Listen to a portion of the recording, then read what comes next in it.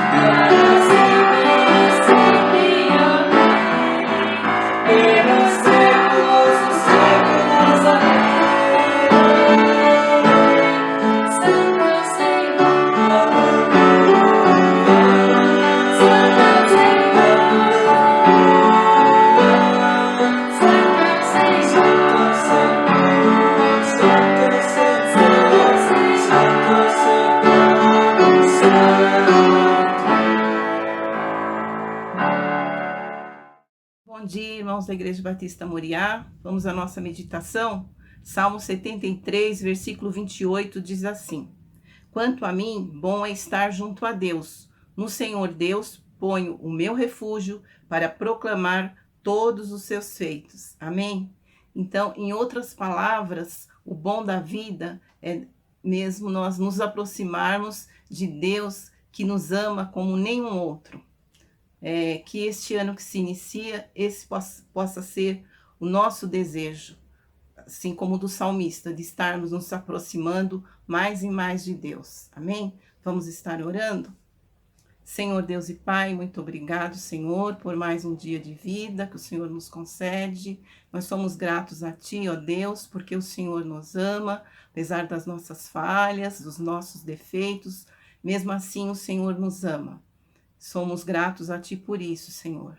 Pedimos a Ti, ó Deus, que o Senhor nos ajude a estarmos nos aproximando mais e mais de Ti, dando mais o nosso tempo a Ti, ó Deus, nos dedicando mais a Ti, Senhor.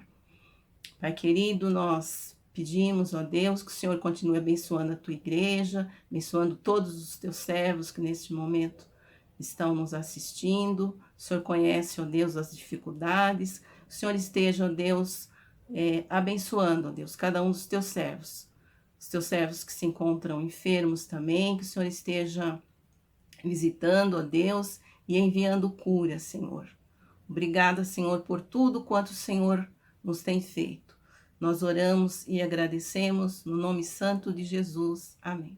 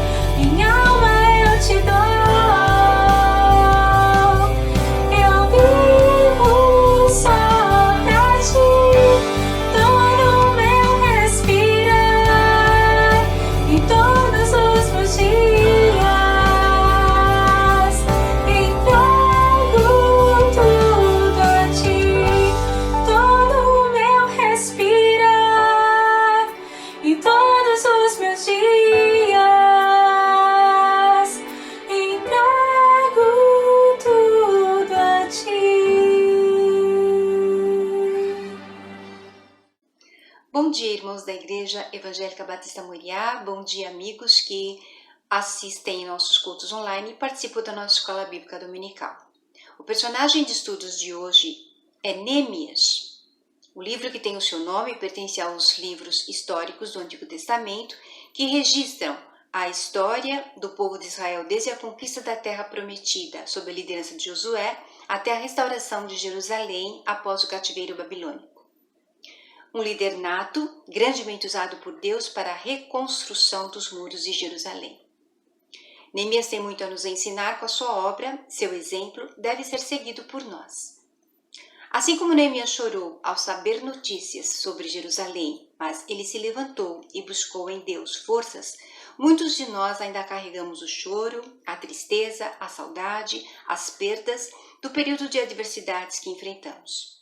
Mas na fé e em nome de Jesus nós vamos nos levantar e unidos vamos iniciar um novo tempo em nossas igrejas, nossas casas, ministérios, reconhecendo que o Senhor Todo-Poderoso estará ao nosso lado. Quem era Neemias? Significado do seu nome. Neemias é um nome raro, mas de amplo significado. Deus é meu deleite, o Senhor consola ou ainda descansa no Senhor. Nascimento. Ele nasceu por volta de 480 anos a.C. na cidade de Suzã, uma das 3 capitais do Império Persa. Fazia parte da geração de descendentes daqueles que foram levados para a Babilônia pelo rei Nabucodonosor. O texto bíblico não menciona nome de esposa e filhos. Ele era filho de Acalias. Um dos seus irmãos, chamado Anani, foi o destinatário das notícias sobre a grande tribulação, privação e humilhação do povo em Jerusalém. Suas atividades. No decorrer da narrativa, encontramos 3 atividades importantes por Neemias. Ele era o copeiro pessoal do rei, trabalhava para o rei da Pérsia, Artaxerxes I, na corte de Suzã. Ocupava um cargo de confiança. Era um alto funcionário da corte. Neemias era responsável por provar o vinho e os alimentos que seriam ingeridos pelo rei, garantindo de que o rei jamais seria envenenado. A partir do capítulo 2, versos 11, até o final do capítulo 6, ele exerceu a atividade de construtor. Ele percorreu Jerusalém, avaliou as ruínas e portas devastadas pelo fogo e chamou voluntários para construir os muros. Naquela época, os muros e os portões de uma cidade simbolizavam sua força e dignidade. A partir do capítulo 7, até o final do livro, ele exerceu a atividade de governador. O texto detalha todos os fatos acerca da reconstrução dos muros, além de todas as reformas realizadas entre o povo. Neste período, ele prova a sua liderança, lidando com pessoas que ficaram ao seu lado, como também opositores. Característica mais notável de Neemias. Um olhar detalhado sobre Neemias nos revela um homem de oração, um recurso usado frequentemente durante a leitura do livro. Suas orações eram rápidas, silenciosas, objetivas e certeiras. Mais um exemplo a ser seguido por nós, crentes, antes de qualquer situação difícil ou de empenhar a palavra. Com certeza, muitos problemas seriam evitados se dedicássemos alguns segundos de oração antes de tomarmos uma decisão importante. A partir deste breve relato, espero que Deus coloque em nossos corações, neste novo ano que se inicia, o desejo e a disposição para empenharmos o serviço que Deus venha nos confiar. Vamos ler o texto que se encontra no capítulo 6, versos 15 e 16, e seguiremos então com 3 lições que aprendemos com Neemias. Eis, portanto, que as muralhas foram terminadas no 25º dia do mês de Elul, isto é, entre agosto e setembro, em 52 dias de trabalho. Assim que nossos inimigos receberam essa notícia, caiu sobre todos os povos ao nosso redor grande temor e profundo abatimento, pois reconheceram que tínhamos feito toda essa grande obra mediante o auxílio constante do nosso Deus. Primeira lição. A primeira lição que aprendemos com Neemias é que a capacitação ao serviço de Deus consiste em atender o desafio dado por ele. Em Neemias 6, versos 3, lemos: Estou executando um grande projeto e não posso descer agora. Afinal, por que eu deveria parar minhas obrigações e deixar a obra para encontrar-me convosco? Quando os inimigos de Neemias tentaram intimidá-lo, ele respondeu com grande convicção: estou executando um grande projeto e não posso descer agora. Neemias deu muita importância à visão de Deus. A partir de sua oração, ele aceitou o desafio. Nada o fez parar. Suas atitudes consistiam em andar nos caminhos propostos por Deus. Ele chorou, ele jejuou e orou, confessando os pecados cometidos perante Deus. Preparou-se para seguir em frente, pois agora sua visão compreendia a visão de Deus. Ele sofreu muita oposição dos inimigos, mas ele ficou firme, observando todas as ações necessárias para o projeto e terminou a obra em apenas 52 dias. Aquele projeto não era de Neemias, era de Deus. A vontade de Deus precisava ser obedecida. Quando estamos em harmonia com o querer de Deus, a restauração em nossas vidas acontece. A restauração depende de permitirmos a ação de Deus, de nos afastarmos do pecado, de cooperarmos com a obra do Senhor. Neemias trabalhou para Deus. Irmãos, aceite o chamado, permita que Deus renove suas forças. Fale com Deus dos seus sonhos, coloque em oração e trabalhe sem medo. Neemias, em meio às adversidades, visualizou a cidade restaurada. A vitória era certa. Dependeu exclusivamente de se submeter à vontade do Senhor. Neemias nos motiva com seu empenho em fazer a diferença. A Igreja do Senhor precisa de você, do seu apoio, da sua presença. Precisa de homens e mulheres que busquem Deus em primeiro lugar. Segunda lição. A segunda lição que aprendemos com Neemias é que não devemos nos desviar da leitura da palavra de Deus. Vamos ler Neemias capítulo 8, versos de 1 a 3 e versos 9 e 10. Já no 7º mês, todo o povo de Israel estava morando nas suas cidades. No dia 1º desse mês, todos se reuniram em Jerusalém, na praça em frente ao portão das águas. Então pediram a Esdras, o sacerdote e mestre da lei, que trouxesse o livro da lei que o Senhor Deus tinha dado ao povo de Israel por meio de Moisés. Esdras levou o livro para o lugar onde o povo estava reunido, os homens, as mulheres e as crianças que já tinham idade para entender.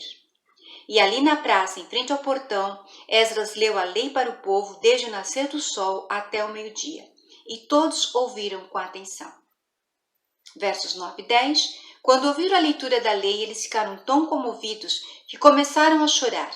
Então Neemias, o governador, e Esdras, o sacerdote e mestre da lei, e os levitas que estavam ali explicando a lei, disseram a todo o povo: este dia é sagrado para o Senhor nosso Deus, e por isso vocês não devem se lamentar nem chorar. Vão agora para casa e façam uma festa. Repartam a sua comida e o seu vinho com quem não tiver nada preparado. Este dia é sagrado para o nosso Deus, portanto, não fiquem tristes. A alegria que o Senhor dá fará com que vocês fiquem fortes. O capítulo 8 e 9 do livro de Neemias relata a primeira exposição bíblica diante do povo, após 13 anos de exílio, afastados de Deus. A partir desta data, a pregação diária levou todo o povo a um profundo estado de arrependimento, confissão de pecados e reafirmação da aliança. Ao ouvir a palavra, eles começaram a chorar. A palavra de Deus foi explicada e o povo foi chamado à obediência.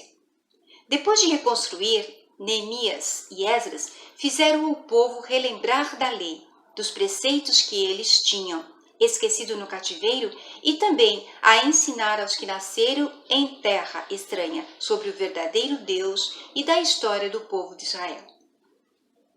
Como é importante que a igreja local ensine e mantenha reverência à palavra de Deus. Da mesma forma, irmãos, deve ser assim conosco. Devemos perseverar nos mandamentos e nas direções que o Senhor nos guiar. O ensino da palavra de Deus edifica, fortalece, consola, encoraja e muda nossos caminhos. E isso deve nos trazer alegria. A prática dos ensinamentos deve nos levar a agradar a Deus e a mudar nossos comportamentos. Neemias propôs mudanças usando da palavra de Deus, ensinando a palavra de Deus. E essa deve ser a nossa busca diária, aprender mais a palavra, ensiná-la aos nossos filhos, aos nossos parentes e à nossa comunidade. A igreja é o local indicado para aprendermos sobre a lei do Senhor. Por este motivo é que devemos estar na igreja, para sermos confrontados pela palavra. Haverá momentos em que a palavra nos trará grande alegria e outras vezes ela nos fará mudar de comportamento. Busque a palavra. Deixe a palavra impactar sua vida. Terceira lição.